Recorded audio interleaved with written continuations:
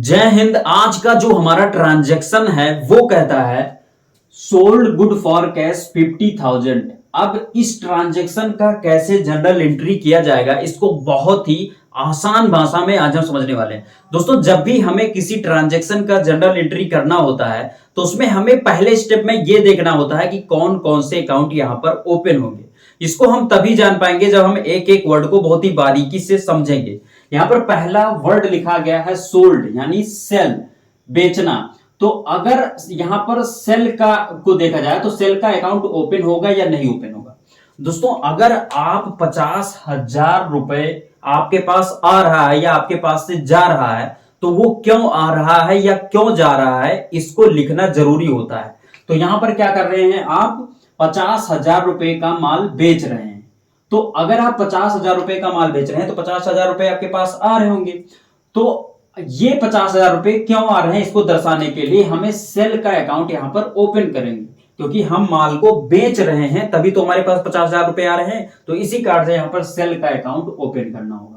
उसके बाद में गुड्स का कोई अकाउंट नहीं होता, फॉर का कोई अकाउंट नहीं होता। यहां पर क्या है, कैश।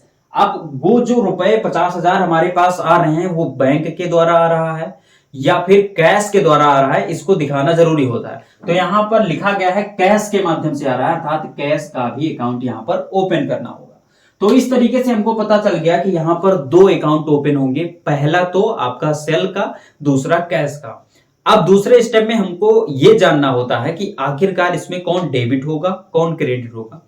इसको हम तभी जान पाएंगे जब हम इसको यह समझेंगे कि ये किस अकाउंट के तहत आता है। दोस्तों, अगर पहले वाले पार्ट की बात करें तो यहां पर है सेल। तो सेल अकाउंट जो होता है ये आता है नॉमिनल अकाउंट के तहत, और नॉमिनल अकाउंट का गोल्डन रूल कहता है all expenses and loss debit, all income and gain credit.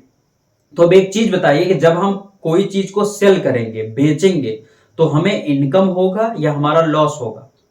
जब हम कोई चीज बेचेंगे तो हमारे पास पैसे आएंगे हमारे बिजनेस में या हमारे बिजनेस से जाएंगे।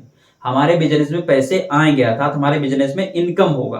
तो यहां पर क्या लिखा गया है, all income and gain credit. तो इस कार्ड से सेल करने पर क्या होगा, हमारा क्रेडिट हो जाएगा, अर्थात सेल अकाउंट हमारा हो जाएगा क्रेडिट। बचा कैश। अब कैश जो होती है वो क्या होती है, संपत्ति। संपत्ति से रिलेटेड जितने भी अकाउंट ओपन होते हैं वो आपके रियल अकाउंट के तहत ओपन किए जाते हैं। और रियल अकाउंट का गोल्डन रूल कहता है comes in debit goes out credit. अब ध्यान दीजिए, यहां पर ये जो 50,000 रुपए हैं ये आपके बिजनेस में आ रहे हैं या आपके बिजनेस से जा रहे हैं। जब आप कोई चीज बेचेंगे तो आपके पास में पैसे आएंगे, अर्थात ये जो 50,000 कैश है वो हमारे बिजनेस में आ रहा है, अर्थात पैसे का कम्स इन हो रहा है, अर्थात ये क्या हो जाएगा, गोल्डन रूल के तहत ये डेबिट हो जाएगा। तो इस कारण से यहां पर ये डेबिट हो गया। अब एक क्रेडिट हो गया, एक डेबिट हो गया, हमको पता चल गया। इसको कैसे लिखा जाएगा उसको यहां पर समझ लेते हैं। दोस्तों, सबसे पहले डेबिट वाले पक्ष को हम लिखते हैं, तो यहां पर हम लिखेंगे बाई कैश अकाउंट डेबिट कितना, 50,000। उसके बाद में हमारा हो जाएगा टू सेल अकाउंट क्रेडिट 50,000।